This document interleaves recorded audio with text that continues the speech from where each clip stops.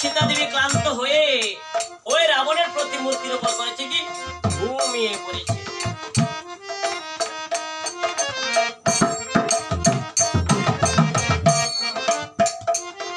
যখন রাবণের প্রতিমূর্তির উপর ঘুমিয়ে পড়েছে সেই দিকে হলো কি নারীগণ সীতার সম্পর্কে আজে বাজে কটূক্তি বলতে লাগলো। নারীগণ সীতার সম্পর্কে আজে বাজে কটূক্তি বলতে লাগলো। এক সখী আর এক সখীকে ডেকে বলছে, এই সখী সখী দেখেছিস? কি দেখেছিস? দেখেছি সীতা রাবণের প্রতিমূর্তি অঙ্কন করে কেমন সুন্দর তাদের উপর নির্যাতন দিয়েছে। আমার মনে হয় কি জানিস সখী, আমার মনে হয় রাবণের সঙ্গে সীতার কিছু ইন্টু আছে। ইন্টুমিন্টুটা কি? ইন্টুমিন্টু হয়েছে মানুষের না, ও ইন্টুমিন্টু হয় না। আমার মনে হচ্ছে আরো সীতা তো রাবণের রাজ্যে অনেক দিন ছিল। হ্যাঁ, রাবণের রাজ্যে অনেক দিন ছিল। আই থাকতে থাকতে রাবণের সাথে সীতার একটা মেলামেশা হয়। ও তুই বলছিস যে রাবণকে সীতা ভালোবেসে ফেলেছে, তাই অনেকদিন পরে রাবণের কথা হয়ে গেছে। শোন, হ্যাঁ, এমনি বাবু মৃত্তিকাতে বসে রাবণের প্রতিমূর্তিও করেছেন অঙ্কন। তাহাই সুন্দর করে নির্যাতন। হ্যাঁ হ্যাঁ, নারীগণ যখন সীতার সম্পর্কে আজে বাজে কটূক্তি বলতে লাগলো, আর সেদিকে হলো কি সেইখানে রাজ্যেতে দুর্মুখ দুবা নামে এক ব্যক্তি ছিল। হ্যাঁ, সেও সীতার সম্পর্কে আজে বাজে কটূক্তি বলেছিল। কি বলেছিল? যে নাকি লঙ্কার দুষ্ট রাবণ সীতাকে হরণ করে নিয়ে গেল, হ্যাঁ, আর তার কাছ থেকে ওই সীতাকে এনে আমাদের রাজা আবার সংসার করতেছে। আরে যে রাজ্যের রানী হয়েছে অসতী, তাকে নিয়ে আমাদের রাজা করছে বসতি। এত অসতী সীতা। নারীগণ যখন সীতার সম্পর্কে আজে বাজে কটূক্তি বলতে লাগলো, আর সেদিকে হলো কি রামচন্দ্রের এক ভগ্নী ছিল শান্তা। রামচন্দ্রের এক ভগ্নী ছিল শান্তা। সে করলো কি রন্ধনালয়ে গিয়ে দেখে রাবণের প্রতিমূর্তির উপর সীতা শুয়ে আছে। দেখে দৌড়ে এসেছে রাজসভায়। দৌড়ে এসে বলছে, দাদা দাদা সন্তান কি হয়েছে বলো? তোমার স্ত্রী অসতী দাদা। বিমল সমস্যা হ্যাঁ, হয়েছে। তোমার স্ত্রী অসতী। আমি কখনো বিশ্বাস করি না আমার লক্ষ্যে সীতা দর্শন হতে পারে। তুমি বিশ্বাস করো দাদা, আমি বলছি তোমার স্ত্রী অসতী। তুমি বিশ্বাস করো, আমি আমি বলেছি। বিশ্বাস করি না তুমি আমার সীতা সম্বন্ধে প্রবঞ্চনা করেছো। হয়তো আমার আরে দাদা, রাগ করলে চলে? আমি যখন বলেছি তোমার স্ত্রী অসতী, সত্যি তোমার স্ত্রী অসতী।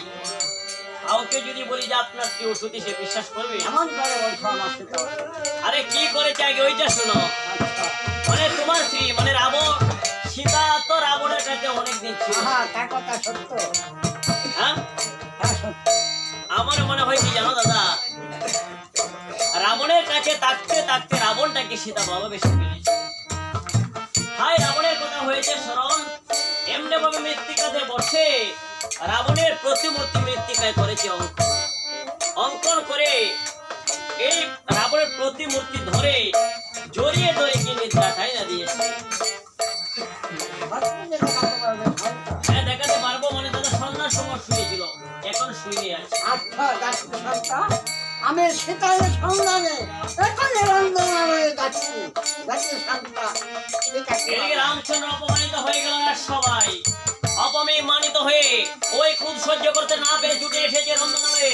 এসে বাঁচায় দেখে দেখে সীতা সত্যি প্রতিমূর্তির উপর শুয়ে আছে। তাই সীতাকে রেখে বাঁচায়, সীতা সীতা কোনো প্রভু, তুমি অসতী। প্রভু আমি চিরকালই না না, তুমি অসতী। আমি তোমাকে নিয়ে কখনোই করবো না আমি অসতী। সত্যি হয় না, এরকম বিশ্বাস করি। না না, আমি তোমাকে বিশ্বাস করতে চাই না। তুমি যাও, আমার সম্মুখ থেকে চলে যাও। আমি তোমার মুখও দর্শন করতে চাই না। তুমি সম্মুখ থেকে আমার চলে যাও। প্রভু আপনাকে কাগজ বিরোধ করে বলছে প্রভু। আমি কোনো নষ্টতে হই না। না না, তুমি অসতী। আমি তোমাকে নিয়ে কখনোই করবো না বসতী। তুমি আমার সম্মুখ থেকে চলে যাও।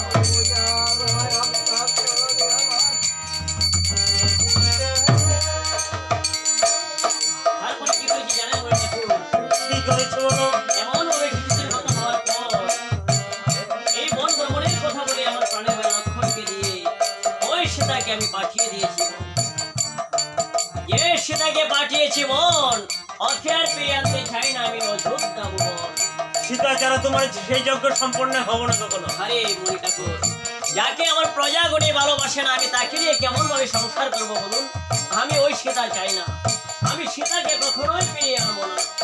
আপনি এছাড়া অন্য বিধান থাকলে বলুন, আমি সীতাকে আনতে চাই না। সেটাকে আনবে না? না, আমি কখনোই সীতা আনবো না। তাহলে তোমাকে একটি কাজ করতে হবে। ঠিক আছে?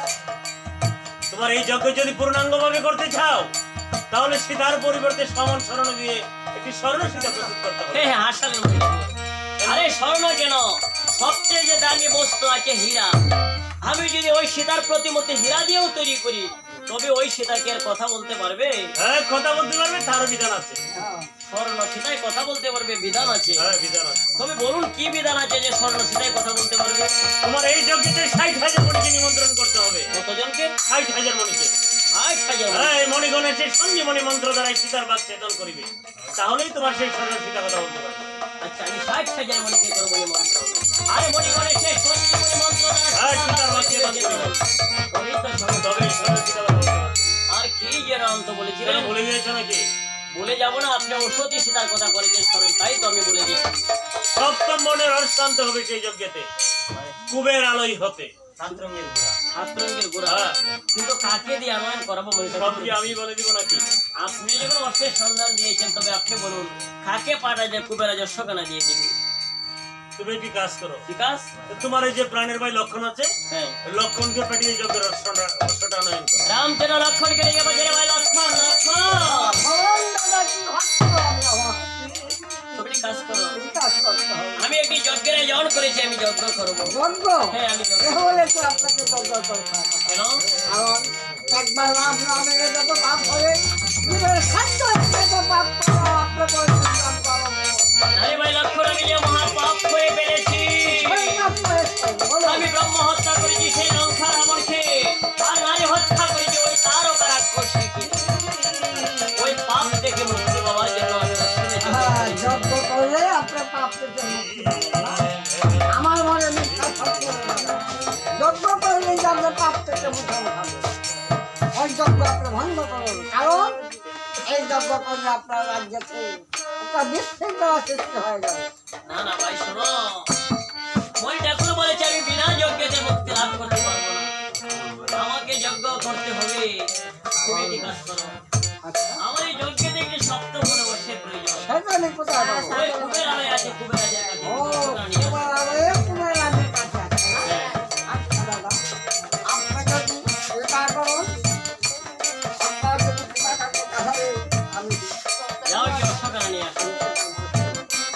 এদিকে রাম ছোটে ছোটে প্রণাম করে আস্তে ধীরে লক্ষণ করেছেন গমন, কুবের আলয়ে এসে দিয়েছেন নমস্কার।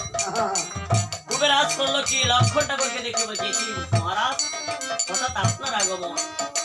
আমার অযোধ্যা বলে রামচন্দ্র অশ্বমেধ যজ্ঞ। অশ্বমেধ যজ্ঞ আরম্ভ করেছে। আপনার কাছে অশ্বমেধ যজ্ঞ আছে, তাই এই যজ্ঞ অশ্বমেধ ও অযোধ্যা বলে রামচন্দ্র যজ্ঞ করবে, তবে তার যজ্ঞে তো অশ্ব দিব না, তার যজ্ঞে দিয়ে দিবে মহারাজ। এই তো যজ্ঞের অশ্ব পরে আছে, আপনি নিয়ে যান। আচ্ছা, সেই যজ্ঞের অশ্ব পেয়ে অতি আনন্দ মনে লক্ষণ ঠাকুর যজ্ঞের অশ্ব নিয়ে রামচন্দ্রের কাছে এসেছে। রামচন্দ্র সেই যজ্ঞের অশ্ব পেয়ে করলেন কি, বশিষ্ঠ মণিকে দেখে বলছে, মণি ঠাকুর, মণি ঠাকুর, এই তো যজ্ঞের অশ্ব এনেছি, এখন কি করতে হবে? এখন অশ্বের লড়াইতে জয়পত্র লিখতে হবে। কি লিখতে হবে? জয়পত্র। অশ্বের লড়াইতে মানে কপালেতে জয়পত্র লিখতে হবে। জয়পত্রটা কি লিখতে হবে? লিখতে হবে, উপরে লিখতে হবে লড়াইতে রাম নাম। মানে কপালের উপরে লিখতে হবে রাম নাম। আর কি লিখতে লিখতে হবে সত্যমানের পুত্র অশ্বদৈতে নির্মাণ। সত্যমায়ের পুত্র অশ্ব ধরিতে নেই কারো বাধা। আর অশ্বদৈয়া যদি বাড়িতে না পারে, ওর বাপ হয়েছে দাদা। আর অশ্বদৈয়া যদি বাড়িতে না পারে, রাজা হয়ে জন্ম নিবে। এইটা লেখা যাবে, এটা লেখা যাবে। কেন? কারণ জগতে তো সবাই সত্যমান, আর সত্যমানের পুত্র। যার সামনে পড়বে সেই তো বন্ধন করবে। ওইটা লেখা যাবে। কিন্তু আমি যা বলছি তাই করতে হবে, অন্য কাজ কিছু রাখা যাবে না। এটা লিখতে হবে। ওইটাই লিখতে হবে। আর কি করতে হবে? আর এই অশ্বদৈয়ের চারদিক ধরে অযোধ্যা ফিরে আসে, দিন হবে যজ্ঞ করা। ও অশ্বটা আবার চারতেও হবে। হ্যাঁ, চারটে হবে। যেদিন চারদিক ঘুরে অযোধ্যায় ফিরে আসবে সেদিন হবে আমার যজ্ঞ। একদিন হবে যজ্ঞ করা। কিন্তু অশ্বের সঙ্গে যাবে কেন? কেন? মা প্রাণের ভাই লক্ষণকে পাঠিয়ে দাও। আরে না না, লক্ষ্য যেতে পারবে না। এই মনে ক্ষিপ্ত সেবা করার জন্য লক্ষ্য যেতে পারবে না, লক্ষ্য যেতে পারবে না। তাহলে ভরতকে পাঠিয়ে দাও। আর না, বড় চলে গেলে চলবে না। মনে সেটা সেবা করার জন্য গেলে বড় তো প্রয়োজন, বড় তো যেতে পারবে না। ভরত যেতে পারবে না, লক্ষণে যেতে পারবে না। কি সমস্যায় পড়েছে। তাহলে আরেক কাজ করো। ঠিক আছে? তোমার আর কিছু সময় আছে না? ছোট ভাই, হ্যাঁ, সে রাজ্যে বসে বসে খায় আর গান বাজে একটু একটু হারমোনিয়াম বাজে। ও হারমোনিয়াম বাজায়, গান হ্যাঁ, বাজায়। তাকেই পাঠিয়ে দাও। হ্যাঁ, এ বসে বসে গায় আর গান বাজায়, হারমোনিয়াম বাজায়। তাকেই পাঠিয়ে দাও। তবে ওর কাজ এসে গেছে। শত্রুঘ্নকে রেখে বলছে, "আরে শত্রুঘ্ন, কথায় বলেন দাদা, তোমার কাজ এসে গেছে। কি কাজ করতে হবে বলেন? তুমি কাজ করো। তুমি আমার সুমন্ত্র সারথীকে নিয়ে আর যজ্ঞের অশ্বকারা নিয়ে তুমি চারদিক ঘুরে আসতে পারবে? সারথি যাবে আমার সঙ্গে? যাবে না? যাবে না না? বাকি দিবে? না না, যাবে। সারথি যদি আমার সঙ্গে যায় আর যদি আপনার কৃপা থেকে নিশ্চয়ই পারবো। পারবে? পারবো দাদা। আচ্ছা আচ্ছা। আর সুমন্ত্রকে রেখে বলছে, "আরে সুমন্ত্র, হ্যাঁ, যজ্ঞের অশ্ব নিয়ে যাবে রাজা না। অশ্বটা দেখতে যেন সেই রকম লাগে, অশ্বটা সুন্দরভাবে সাজিয়ে নিয়ে যাও।" অষ্টমীর আমি সাজাবার জন্য যাচ্ছি।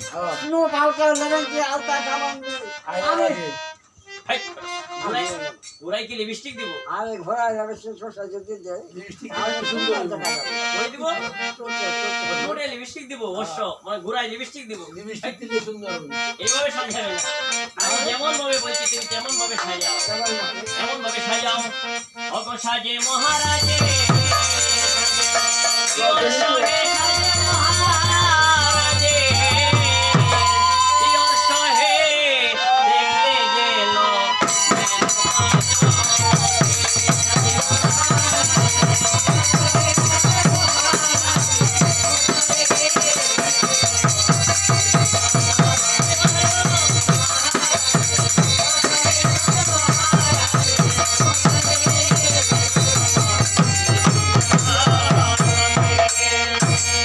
এই যে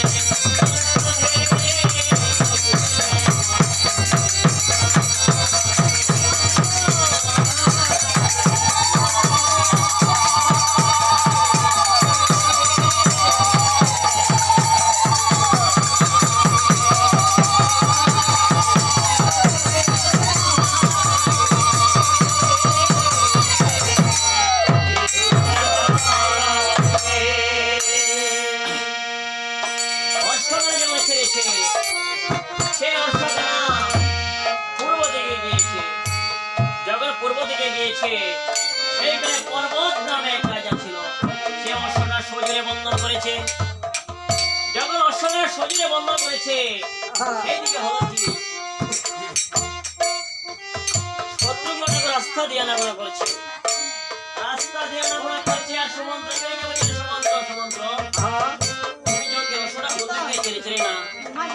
তোরা পূর্ব দিকে চাইছো। পূর্ব দিকে? কিন্তু আমি তো দেখতে পাচ্ছি না। অশ্বটা দেখে আসো তো, কোথায় গিয়েছে? যাও দেখে আসো। আচ্ছা যাক মহারাজ, অশেষ সন্ধান আমি যাচ্ছি। যাও গিয়ে দেখে আসো।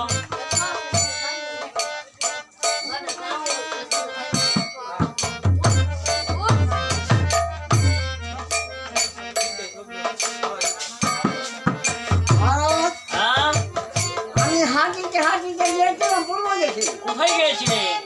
পর্বত রাজার কাছে গিয়েছিলাম। তারপরে?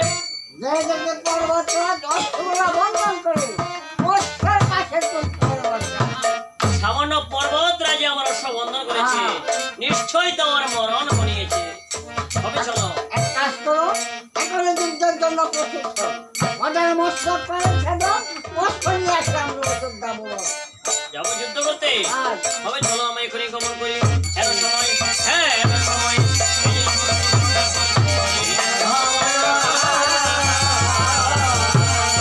পর্বত রাজার নিকটে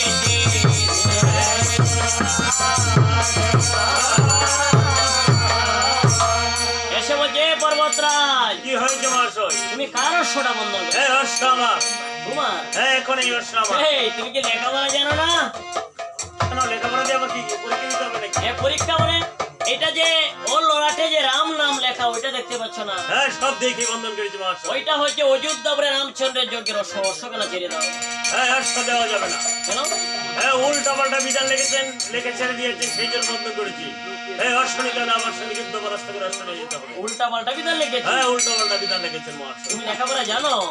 তা আপনার মনে কি হয়? আমার সন্দেহ হয়। কারণ তুমি রাম নাম দেখে অশ্ব কেন ছেড়ে দিয়েছো, মানে বন্ধন করেছো, কিন্তু তুমি তো জানো না ওর নিচে কি লেখা। একটু পরীক্ষা দিও তো, পড়ো দেখি।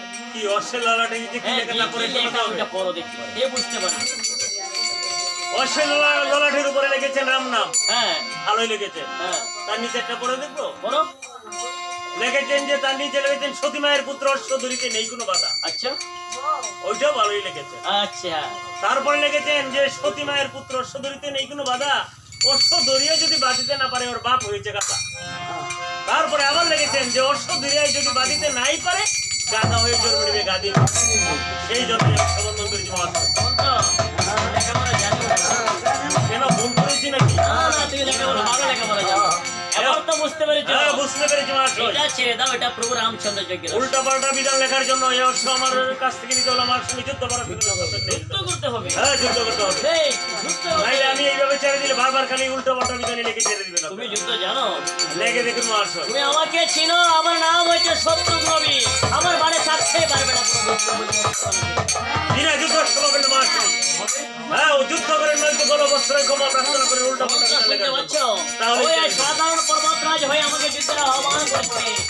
মহারাজ, আবার হাঁটুতে নিয়ে পর্বতরাজ দেখো, আমি তোমাকে কাকুতি বিনতি করে বলছি, অশ্বখানা ছেড়ে দাও। বিনা যুদ্ধ অশ্ব কখনো পাবেন না। অশ্ব নিতে হলে আমার সঙ্গে যুদ্ধ করার জন্য যুদ্ধ করতে হবে। হ্যাঁ, বলো। মহারাজ, হ্যাঁ? এদেরকে চেন মারা থেকে যুদ্ধের আহ্বান দিয়েছে। আমার সহ্য হচ্ছে না, আমার কাছে সম্ভব না।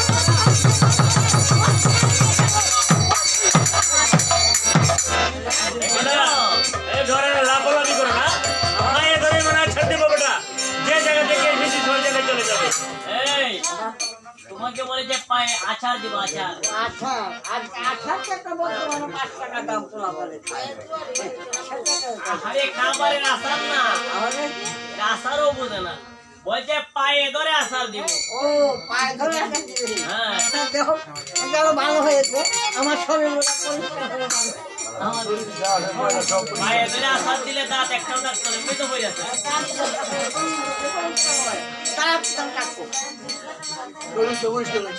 এত দরকার নেই, এটা দেখ, একটু কাকুতি বিনতি করে অশ্বখানা ছেড়ে দিই। হ্যাঁ?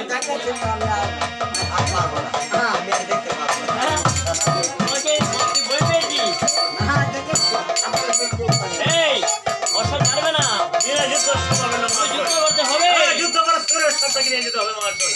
যুদ্ধ যদি করতে হয় আমি যুদ্ধ করবো। সমুদ্র, তুমি বসে বসে আমি যুদ্ধের মাধ্যমে যাবো। এই পর্বতরাজ, যুদ্ধের জন্য প্রস্তুত হয়ে যাও। আমি এখনই তোমাকে একটি শিক্ষা দিয়ে যাবো। আর কোনোদিন যুদ্ধের নাম উচ্চারণ করবে না। এমনি যুদ্ধ শুরু হয়ে গেলে যুদ্ধ শুরু হয়ে গেল। ভগবল হাত বাঁধিল দুজনার মাঝে হে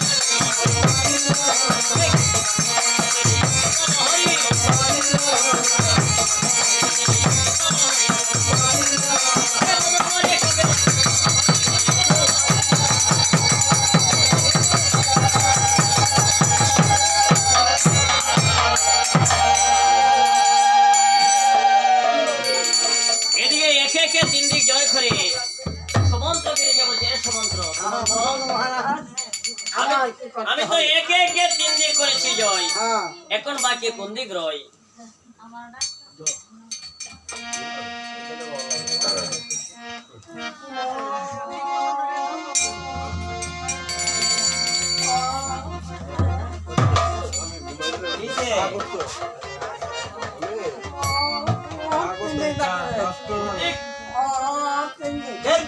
দক্ষিণ দিক ও কিন দিক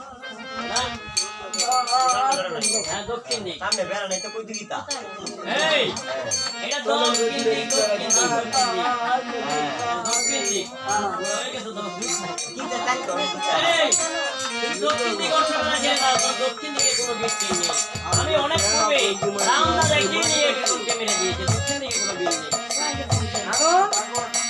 অশ্বতের যে পূর্ব দিয়ে দিয়েছিল সেই অস্ত্র নিয়ে অনেক পরিশ্রম করতে হবে।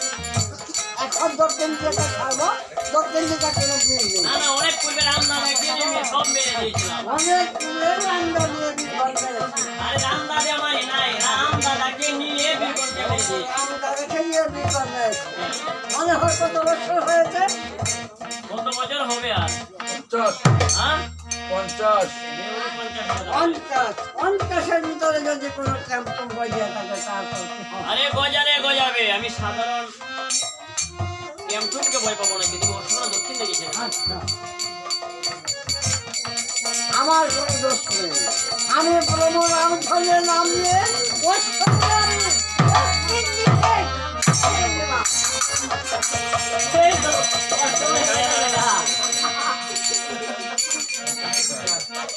দক্ষিণ দিকে হ্যাঁ অশ্বগান যেমন ছেড়ে দিয়েছে সেই অশ্বগানে ঘুরতে ঘুরতে বাল্মীক মনের কদলে বনে যখন বাল্মীক মনের কদলে বনে এসেছে আর সেই যে রামচন্দ্র পঞ্চম মাসের গর্ভাবস্থায় সীতাকে পাঠিয়েছিলেন প্রিয় ভদ্র শ্রোতাগণ আমরা তো সবাই মাতৃগর্ভ থেকে জন্ম নিয়েছি কিন্তু আমরা যে কেমন ভাবে মাতৃগর্ভ থেকে জন্ম নিয়েছি আমরা অনেকেই জানি আবার অনেকেই জানি না যে আমরা কেমন ভাবে মাতৃগর্ভ থেকে জন্ম নিয়েছি তবে হ্যাঁ আজকে আমরা জানবো আমরা কেমন ভাবে মাতৃগর্ভ থেকে জন্ম নিয়েছি শাস্ত্রেতে বলেছে যখন পড়িল বিন্দু জননীর উদরে সেই বিন্দু কাজল রং ধরে 1 মাসে 2 মাসে জানি কি না জানি 3 মাসের সময় মেয়ে লোক করে কানাকানি যে অমুকের সন্তান হবে। আর 4 মাসেতে চতুর্বর্গ ফল হয়, 4 মাসে 4টা বর্গ ফল হয়। আমাদের দেহের মধ্যে কিন্তু 4টা বর্গ ফল আছে, 4 মাসেতে চতুর্বর্গ ফল হয়। আমাদের দেহের মধ্যে 4টা বর্গ ফল আছে, কি কি? ধর্ম, অর্থ, কাম, মোক্ষ, 4 বর্গ ফল। আর এমনি ভাবে 4 মাস গত হওয়ার পর যখন 5 মাস হয় তখন ওই দেহের মধ্যে 5 আত্মা ঘটায়। আমাদের দেহের মধ্যে কিন্তু 5টা আত্মা আছে, কি কি? জীবাত্মা, পরমাত্মা, ভূতাত্মা, আত্মারা মাত্রা মিশ্রী 5। আর এমনি ভাবে 5 মাস গত হওয়ার পর যখন 6 মাস হয় তখন ওই দেহের মধ্যে 6টা রিপু আসে। আমাদের দেহের মধ্যে কিন্তু 6টা রিপু আছে, কাম, ক্রোধ, লোভ, মোহ, মাৎসর্য, 6 রিপু। আর এমনি ভাবে 6 মাস গত হওয়ার পর যখন 7 মাস হয় তখন গুরুদেব মাতৃ উদরে আসে, এসে ওই সন্তানকে শুদ্ধ করে দেয়। আর আমরা মায়ের প্রথম সন্তান অবস্থাকে মাকে সীমন্ত নদী, এদিকে মাও শোধন হয়ে গেল, সন্তানও শোধন হয়ে গেল। এমনি ভাবে 7 মাস গত হওয়ার পর যখন 8 মাস হয় তখন ওই দেহের মধ্যে 8 ছেদন। আর 8 মাস গত হওয়ার পর যখন 9 মাস হয় তখন গুরুদেব আবার মাতৃ উদরে আসে, এসে করে কি সন্তানকে নববিধা ভক্তি শিক্ষা দেয়।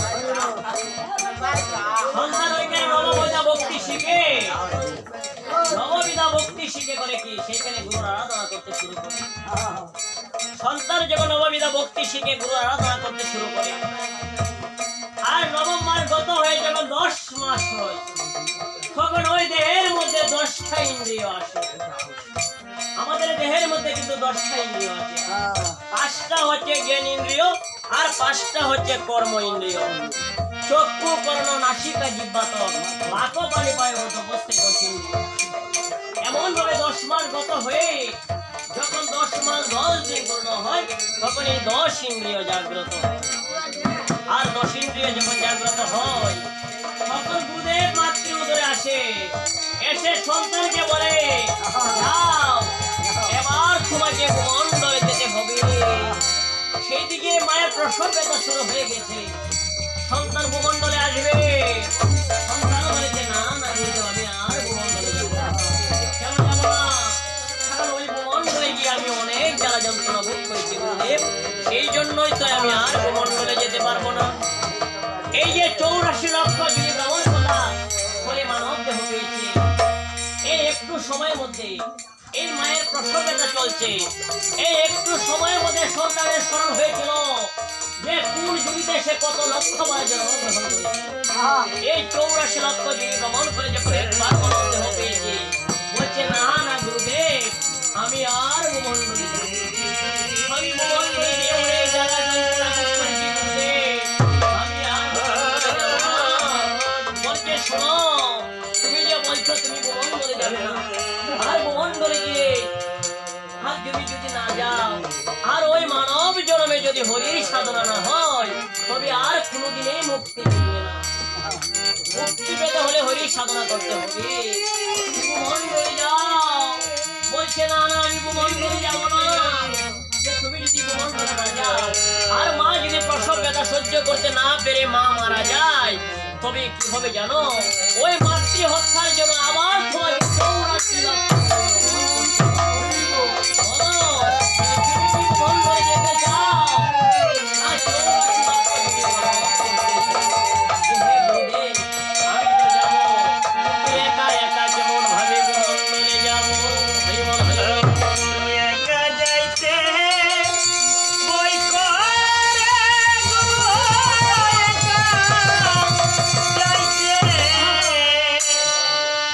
করে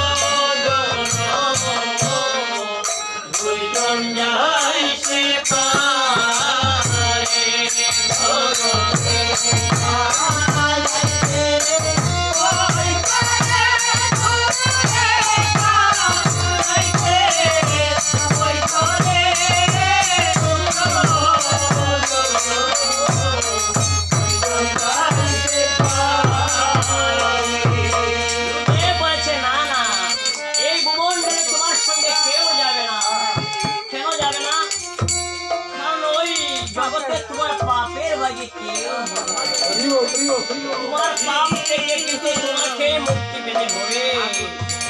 এই জগতের বুকে কেউ কারোর পাপ কেউ গ্রহণ করবে না।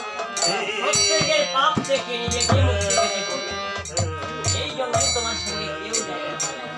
হে গুরুদেব, আমি যে যাবো, আমি তো সেইখানে গিয়ে আমি তোমাকে বলে যাবো। বলো আমি সেইখানে গিয়ে তোমাকে কোথায় পাবো? গুরুদেব বলে যে শোনো, তুমি আমাকে পাবে, এই ভূমণ্ডলে গিয়েও তুমি আমাকে পাবে। আর কোথায় পাবে বলছি শোনো, এই ভূমণ্ডলে গিয়ে যদি কোথাও সাধু সঙ্গ পার করিবার, তাহার কাছে জিজ্ঞাসা করো সংবাদ আমার। ভূমণ্ডলে গিয়ে সদ্গুরুর কাছ থেকে দীক্ষা মন্ত্র নেবে।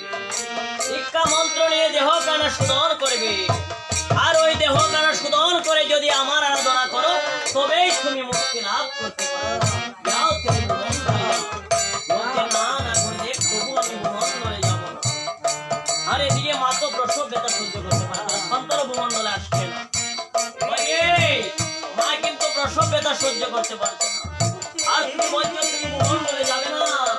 মা যদি মারা যায় তো বুঝতে পারছে তোমার কি অবস্থা। হ্যাঁ গুরুদেব, আমি যাবো, কিন্তু যাবার পূর্বে আপনি আমাকে কিছু দিন গুরুদেব। তাই গুরুদেব করলেন কি? বলছে না না, এত সহজে ভূমণ্ডলে যাবে না। তাই করলো কি, যে বীজ মন্ত্র দক্ষিণ কর্ণে দিয়েছিলেন, সেই বীজ মন্ত্র দক্ষিণ হস্তেকে লিখে দিয়েছে। এই দক্ষিণ হস্তে যখন লিখে দিয়েছে, সেই বীজ মন্ত্র পেয়ে সন্তান অতি আনন্দ মনে মুষ্টি মেরেছে। মুষ্টি মেরে এমনি ভাবে ভূমণ্ডলে এসেছে। ভূমণ্ডলে এসে হাত বের করেছে। হাত বের করে দেখে যে গুরুদেব যা দিয়েছিল, ওই ভুলার দেখে সে সব ভুল করে গেছে। ওই হাতের মধ্যে তো কোনো কিছুই নেই। সন্তান বলেছে, হে গুরুদেব, তুমি আমাকে কি দিয়েছিলে? আমি তো বুলার দেখে সব ভুলে গেছি গুরুদেব। এবার আমি তোমাকে কোথায় পাবো গুরুদেব? এবার আমি তোমাকে কোথায় পাবো?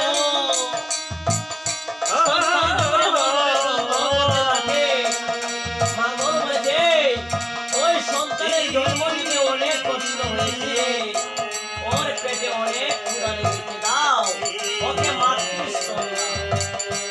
মা করে কি সন্তানকে কোলে নিয়ে মাতৃস্তন দিয়ে আবার মায়ের মায়া জালে আবদ্ধ করেছে। যে মায়ের মায়া জালে আমরা আবদ্ধ হয়ে আছি। যাহার দেহের মধ্যে বিন্দু মাত্র সংসার প্রতি মায়া থাকবে, সে কোনোদিনই মুক্তি লাভ করতে পারবে না। মুক্তি পেতে হলে মায়া জাল ত্যাগ করতে হবে, হরির সাধনা করতে হবে, আর গোবিন্দের আরাধনা করতে হবে, তবেই মুক্তি পাওয়া যাবে। নয়তো কোনোদিনই মুক্তি পাওয়া যাবে না। আর সেই যে রামচন্দ্র পঞ্চমাসের গর্ভাবস্থায় সীতাকে পাঠিয়েছিলেন বন। বাল্মীক মুনি তবু বলে দিয়েছিলেন বন। তার গর্ভ থেকে জন্মেছে এক নন্দন। তাই বাল্মীক মুনি অতি আদর করে তার নাম রেখেছিল। লোকেরই জন্ম হয়েছিল। পাঁচটা লগ্ন দিয়েছিলেন।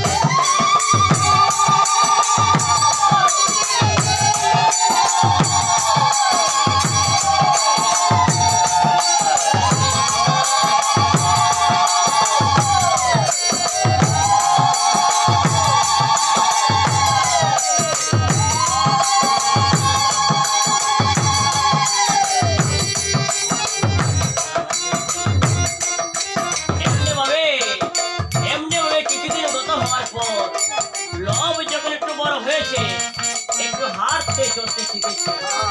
একদিন বাল্মীক মুনি ওই বনের মধ্যে পূজার আয়োজন করেছেন। উনি পূজা করবে, পূজার আয়োজন করেছে। পূজার আয়োজন করে সীতা দেবীকে ডেকে বলছে, গো মা সীতা, সীতা আমার পূজার জন্য একটু জল এনে দেবে মা।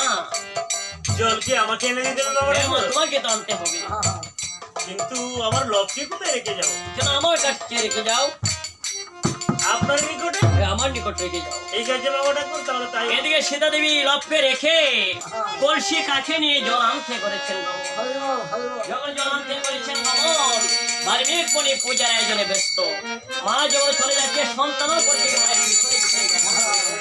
যখন মায়ের পিছনে পিছনে গমন করেছে, সীতা দেবী কিছু দূর গিয়ে পিছন থেকে তাকিয়ে পায়ের শব্দ শুনতে পেয়ে তাকিয়ে দেখে তার সন্তান চলে এসেছে বলছে কি আমি যে মণি ঠাকুর কাছে আমার পুত্রকে রেখে এলাম ওই মণি ঠাকুর তো আমার পুত্রকে কোনো খেয়ালই করে নাই হ্যাঁ সে কত বড় ধার্মিক যে আমার পুত্রকে কোনো খেয়াল করে নাই তবে হ্যাঁ আজকে কুটিরে গিয়ে আমি ওনাকে পরীক্ষা করবো সে কত বড় ধার্মিক সেখানে কলসিতে জল ভরে আর লক্ষ্যে পিছনে রেখে কুটিরের দিকে রওনা হয়ে গেছে আর সেই দিকে বাল্মীক মুনি হঠাৎ করে লবের কথা হয়ে গেল স্মরণ বাল্মীক মুনি করলো বলছে কি লব আবার কোথায় গিয়েছে বাল্মীক মুনি লবকে খুঁজিতে লাগলো আর ডাকতে লাগলো বলছে লব লব এ লব কোথায় গিয়েছো এদিকে আসো এ লব লব কোথায় গিয়েছো একটি লবকে তো আমি কোথাও দেখতে পাচ্ছি না হ্যাঁ লবকে তো আমি কোথাও দেখতে পাচ্ছি না তবে কি কোনো হিংস্র জানোয়ার লবকে হার করেছে আর এত দুর্গিনী সীতা লোককে না পেলে কেউ পাগল হয়ে যাবে এখন আমি কি করবো বাল্মীক মুনি করবো কি লোককে না পেয়ে অনেক ভেবে চিনতে যে কুশাসনে বসে পূজা করতে সেই কুশাসন হইতে একটি কুল বহির্গত করেছে একটি কুল বহির্গত করে অবিকল লবের মতন এক লব প্রস্তুত করেছে আর সঞ্জীবনী মন্ত্র দ্বারা ওর চেতন দিয়েছে যখন সঞ্জীবনী মন্ত্র দ্বারা চেতন দিয়েছে সেদিকে হলো কি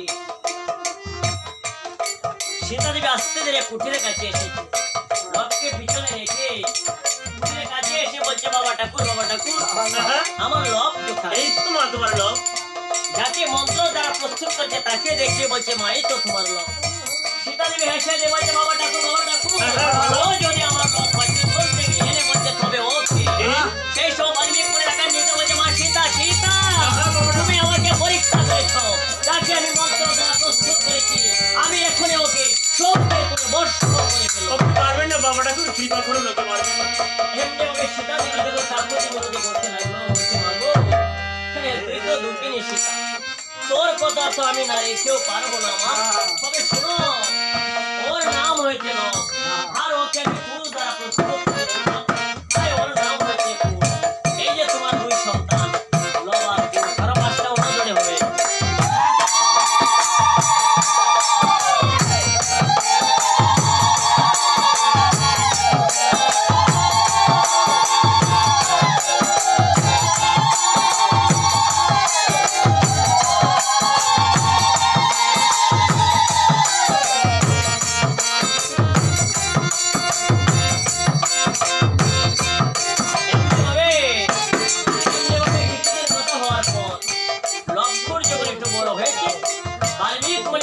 লেখাপড়া শিখিয়েছে শাস্ত্র শিখিয়েছে এমনকি যুদ্ধ বিদ্যাও পর্যন্ত শিক্ষা দিয়েছে শাস্ত্র শিখিয়েছে লেখাপড়া শিখিয়েছে যুদ্ধ বিদ্যাও শিক্ষা দিয়েছে শিক্ষা দিয়ে বাল্মীক মুনি একদিন মনে মনে ভাবিতে লাগলো কি যে কাজের জন্য আমি ভূমণ্ডলে এলাম আমি সে কাজের তো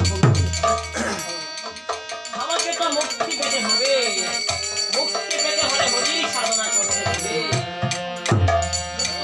সাধনা করতে হলে আমাকে নীরবে যেতে হবে ওই চিত্রকূট পর্বতে যেতে হবে কেননা আমি যদি হরির সাধনা না করি তবে আমি মুক্তি লাভ করতে পারবো কিন্তু আমি যে হরির সাধনা করতে যাব আমার ওই কদরী বনটা কে রক্ষা করবে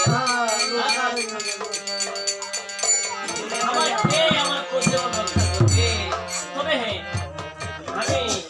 আমি তো লবকুশকে লেখাপড়া শিখিয়েছি শাস্ত্র শিখিয়েছি আমি সীতার কাছ থেকে লবকুশকে ওদেরকে তো আমি যুদ্ধ বিদ্যাও শিক্ষা দিয়েছি ওরাই আমার কদরী বন রক্ষা বাল্মীক মুনি সীতার কাছে গিয়েছে গিয়ে বলছে গো মা সীতা সীতা বাবা ঠাকুর আমাকে একটা ভিক্ষা দেবে মা আমি কি ভিক্ষা দেবো বাবা ঠাকুর আমি তো নিজেই ভিখারি আপনার বনে ভিক্ষা করে আমি জীবন এমন ভাবে যখন বাল্মীক মুনি ভিক্ষা দিয়েছে সীতাজি বলছে কি যার বনে থেকে আমি নিজেই ভিক্ষা করে খাই আর সেই যদি আমার কাছে ভিক্ষা চাই আমি তাকে কোথায় হতে হবে এমনি প্রস্তাব করে দিয়ে বলতে লাগো অবধি ভিক্ষা যে ভিক্ষা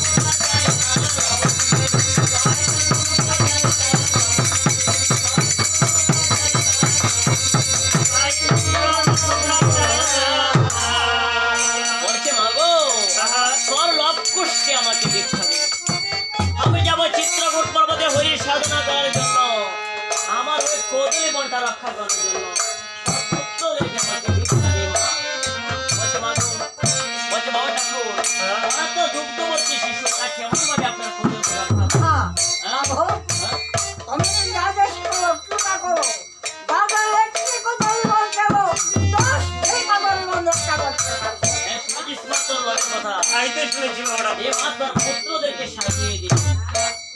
ধার্মিক মনে চেয়েছে, সীতাদেবী বলছে কি, আমি যদি আমার ঠাকুরকে না দিই, আর ওই মনে ঠাকুর যদি আমাকে অভিশাপ দিয়ে যায়, তবে তো আমার জীবন লীলায় শেষ হয়ে যাবে। তাই করলেন কি, ওই বনের পুষ্প দ্বারা সুন্দরভাবে লবকুশকে সাজিয়ে দিয়েছে।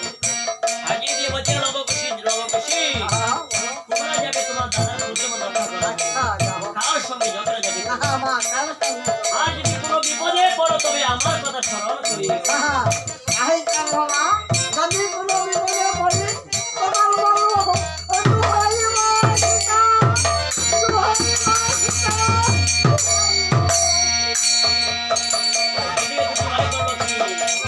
এমনি ভাবে মাতৃচরণে প্রণাম করে আস্তে ধীরে গমন করে যে কেমন হবে।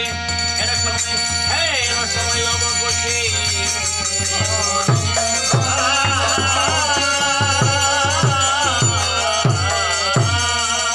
ওরে বালি বনে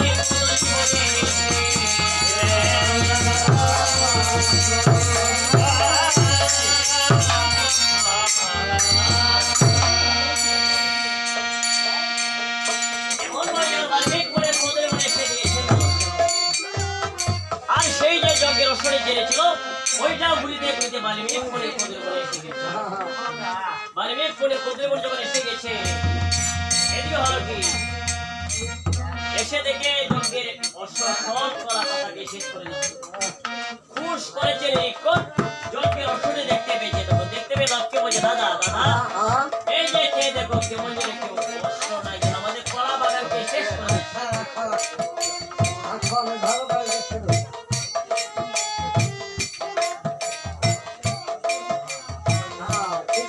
দাদা ওর লোলাটে যেন কি লেখা, হ্যাঁ দাদা লোলাটে কি লেখা একটু বলো তো।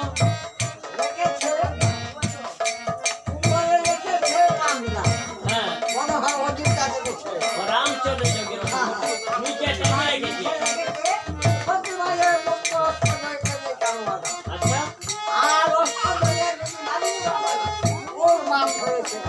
আর কি লিখেছে?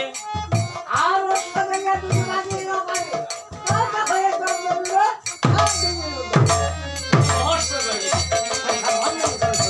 বন্ধন করবো? আচ্ছা দাদা আমি এখনই বন্ধন করছি। পুষ্প দিয়ে লতা পাতা দিয়ে অশ্বদাস করে রেখেছে বন্ধন, আর লতার বাদন করে অস্ত্র করেছে।